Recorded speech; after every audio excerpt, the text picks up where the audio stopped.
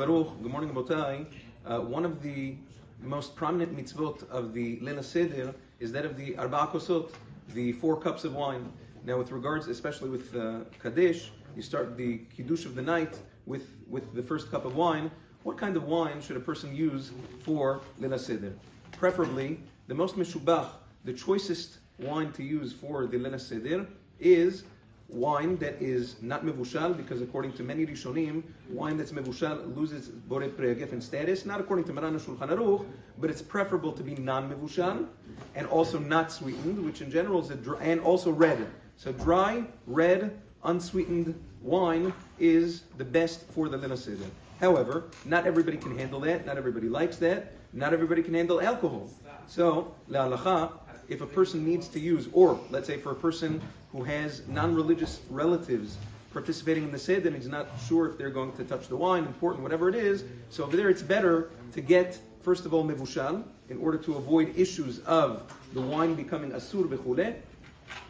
And then if a person needs a little bit, for the wine to be a little bit sweetened, that's also okay. Now, with regards to grape juice is acceptable for those who cannot handle alcohol, for those who are diabetic, for women and children, afilu lechatechila, grape juice is okay. But both with regards to wine and grape juice, it doesn't really apply to wine so much, but more to grape juice. If there's a lot of water or a lot of sugar added to the grape juice that's going to distort the taste, that changes the bracha from hagefen to she'akol niyah bidvaro. Therefore, you have to make sure to take a grape juice that is as pure as possible, meaning that comes from as much pure grape juice as possible with as minimal water and sugar added as possible. I'm not going to talk about companies on a public forum, but make sure not to only to stick to the regular companies that are known to adhere to these halachot for it to stay borei pri hagefen. Now, if a person is a diabetic bar minan, over there he has to make sure he can't make himself sick for the Arba'a Kosot. How much is a person supposed to drink during the Seder? Each one of the Arba'a Kosot should hold a revi'it. Revi'it yain comes out to 81 milliliters. 81 milliliters, since in America we don't use the metric system, is approximately 2.8 ounces. You don't need more than that.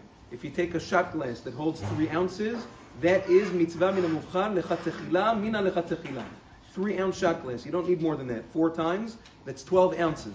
If you take a larger cup or a larger glass, according to many poskim, you have to fill it up and drink rov of the cup. Again, also, sometimes it could be too much for a person.